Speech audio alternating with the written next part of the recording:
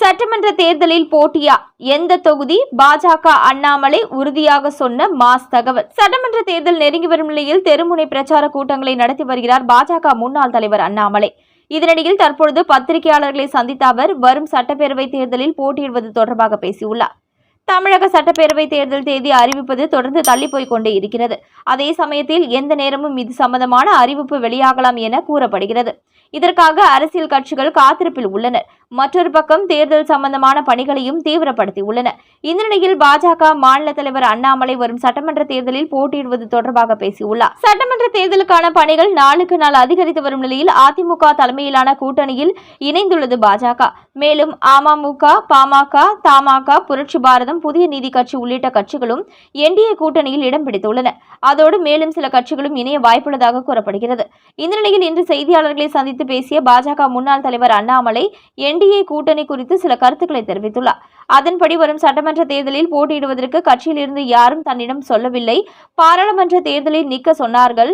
தற்பொழுது தமிழ்நாடு முழுவதும் தெருமுனை பிரச்சார கூட்டத்தை நடத்த சொன்னார்கள். அதை தற்பொழுது செய்து வருகிறோம். அடுத்து மகளிர் அணியின் பிரச்சாரத்தை கவனிக்க சொல்லியிருக்கிறார்கள்.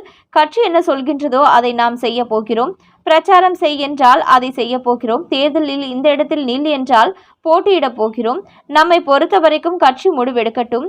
கொடுக்கின்ற பணிகளை செய்வோம். இதுவரைக்கும் என் வாழ்க்கையில தேர்தலில் போட்டியிடுகிறேன் என்று நான் வாயை திறந்து கேட்டது இல்லை.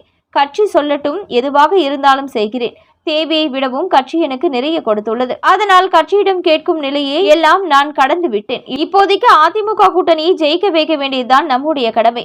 அண்ணன் எடப்பாடி பழனிசாமியை முதலமைச்சராக்க வேண்டும். அதற்காகத்தான் வேலை செய்து வருகிறேன் என தெரிவித்துள்ளார். அதோடு கோயம்புத்தூரில் போட்டியிடுவீர்களா என்ற கேள்விக்கு கட்சி சொன்னால் போட்டியிடுவேன் என்று பதிலளித்துள்ளார் அண்ணாமலை. மேலும் கவுண்டம்பாளையத்தில் போட்டியிடப் போவதாக வெளியாகியுள்ள தகவலையும் மறுத்துள்ளார்.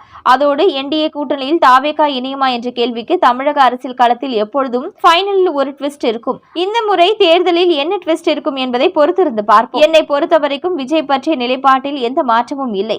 எங்களுடைய கூட்டணி பலமாக உள்ளது. எனவே நாங்கள் யாரையும் எதிர்பார்த்து காத்திருப்பில் இல்லை. மற்ற கட்சி எங்களுடன் கூட்டணி அமைப்பது தொடர்பாக விவாதித்தால் அவர்கள்தான் அது குறித்து பதிலளிக்க வேண்டும். இவ்வாறு செய்தியாளர்களின் கேள்விக்கு பாஜக முன்னாள் தலைவர் அண்ணாமலை பதிலளித்துள்ளார்.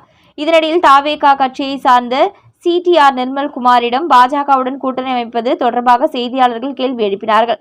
அதற்கு நாளை பேசலாம் என அவர் தெரிவித்துள்ளது குறிப்பிடத்தக்கது. மேலும் இது போன்ற செய்திகளை உடனுக்குடன் தெரிஞ்சுக்கணும் நியூஸ் தமிழ் சேனலை சப்ஸ்கிரைப் பண்ணிக்கோங்க. உடனுக்குடன் அப்டேட்ஸ்க்கு பக்கத்தில் இருக்கக்கூடிய பெல் பட்டன் கிளிக் பண்ணிக்கோங்க.